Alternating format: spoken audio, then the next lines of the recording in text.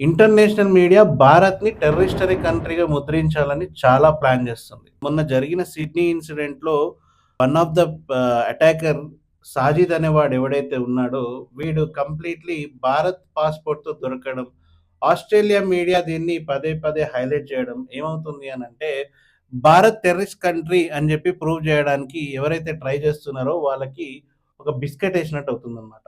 Specially Pakistan లాంటి కంట్రీస్‌కి, బంగ్లాదేశ్ లాంటి కంట్రీస్‌కి ఈ ఇస్లామిక్ కంట్రీస్ ఎన్నైతే ఉన్నాయో, వాటన్నిటికి ఒక ఛాన్స్ దొరుకుతుందనమాట. భారత్ గురించి నెగెటివ్‌గా ప్రచారం చేసుకోవడానికి. కొంచెం డీటెయిల్‌గా వస్తే, ఈ సాజిద్ అనేటోడు హైదరాబాద్‌కి సంబంధించిన వ్యక్తి.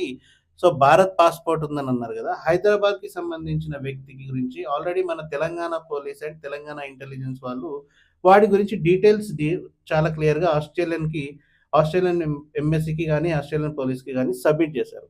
సాజిద్ అనే వ్యక్తి ఎవడైతే ఉన్నాడో వాడు 27 ఇయర్స్ నుంచి ఇండియాకి రావడం లేదు. ఎందుకు అనంటే సాజిద్ అనే వ్యక్తి 27 ఇయర్స్ బ్యాక్ పెళ్లి చేసుకోవడానికి ఇండియాకొచ్చాడు. దాని తర్వాత తన ఆస్తికి సంబంధించిన డీటెయిల్స్ కోసం వచ్చాడు.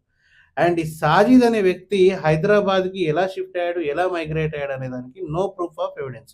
అంటే వాడు గాని, వాడి ఫ్యామిలీ గురించి గాని నేను చెప్పేది. సో, ప్రూఫ్ ఆఫ్ ఎవిడెన్స్ లేదు. అంటే these people are sleeper cells. Sleeper cells వీడే కాదు. మన చుట్టూ గూడా చాలా మంది స్లీపర్ సెల్స్‌గా తిరుగుతున్నారు. అండ్ స్పెషల్లీ ఇస్లామిక్ కంట్రీ వచ్చి మన హైదరాబాద్‌లో, అదర్ స్టేట్స్‌లో వీళ్ళు మైగ్రేట్ అయ్యున్నారు. అండ్ ఇండియాలో రెసిడెన్స్ దొరకడం చాలా ఈజీ. ఆధార్ కార్డ్ గానివ్వండి, ఓటర్ ఐడీ కార్డ్ గానివ్వండి సంపాదించడం చాలా ఈజీ. దాంతో పాటు ఇవి 2 ఉన్నాయంటే పాస్‌పోర్ట్ అనేది ఇంకా చాలా ఈజీగా దొరికిపోతుందన్నమాట. సో, ఇండియాకి మైగ్రేట్ అయిన ఇస్లామిక్ గాని, చాలా కంట్రీస్ నుంచి వచ్చిన వాళ్ళు స్లీపర్ సెల్స్‌గా ఇండియాలో ఉన్నారు.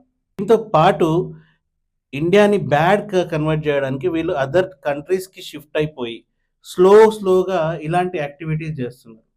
ఈ హనూకా బీచ్ ఇన్సిడెంట్‌లో ఒక్కసారి కొంచెం డీటెయిల్స్‌కెళ్తే ఆల్రెడీ మీకు తెలుసు. కాకపోతే ఇంకోసారి రిపోర్ట్ చేస్తున్నా. విషయం ఏంటి అనంటే హనూకా బీచ్‌లో ఆల్రెడీ 15 మెంబర్స్ చనిపోయారు. రైట్? ఈ అటాక్‌కి గురై. చనిపోయారు కాదు, చంపేశారు. ఈయన కొడుకులు ఆల్రెడీ స్లీపర్ సెల్స్ లాగా వేరే కంట్రీస్‌లో పందికొక్కుల్లాగా దూరి వేరే కంట్రీస్‌కి మళ్ళీ వెళ్లి ఇలాంటి అటాక్స్ చేస్తారు. వీళ్ళు 15 మెంబర్స్‌తో పాటు 84 మెంబర్స్ సివియర్ ఇంజ్యూరీస్‌కి గురయ్యారు. అందులో ఒక కాప్ గూడా ఉన్నాడు. రైట్. ఆ కాప్‌కి హ్యాండ్ గూడా రీప్లేస్ చేయాల్సొస్తుంది. లైక్ అనేది ఒక ఫండ్ రైజింగ్ థింగ్ జరుగుతుంది వాళ్ళ పైన. అయితే తెలంగాణ పోలీస్ ప్లే చేసిన కీ రోల్ ఏంటి అనంటే వీడి విషయంలో వాడి రూట్ డీటెయిల్స్ మొత్తం గూడా ఆస్ట్రేలియన్ గవర్నమెంట్‌కి సబ్మిట్ చేయడం. వాడికి ఇండియాకి ఎలాంటి సంబంధాలు లేవు.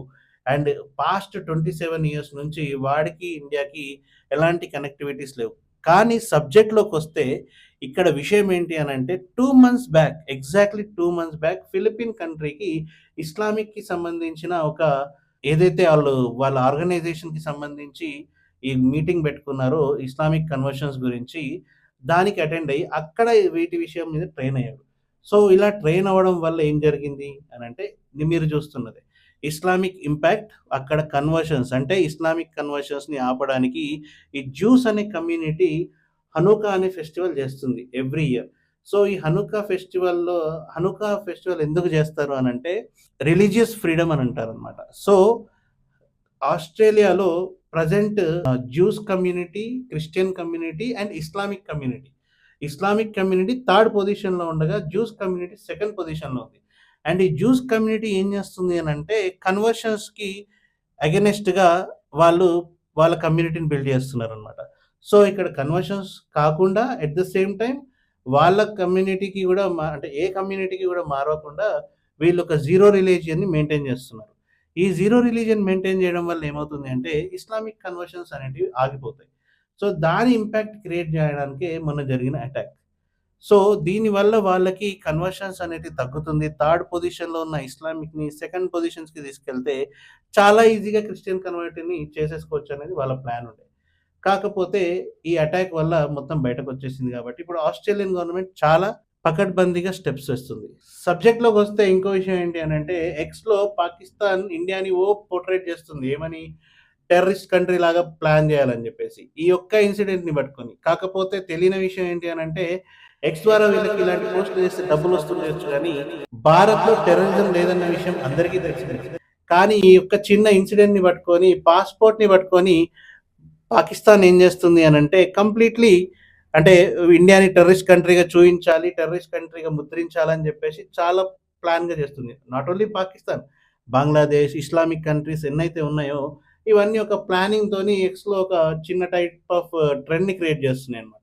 దీనివల్ల వాళ్ళకేం అడ్వాంటేజ్ అనంటే ఇండియాకి సపోర్ట్ చేస్తున్న కంట్రీస్ అన్నీ కూడా విరమించుకుంటాయి గదా! అండ్ ఇండియన్ ఎకానమీని దెబ్బతీయొచ్చు గదా! అనేది వాళ్ళ ఇంటెన్షన్ అన్నమాట.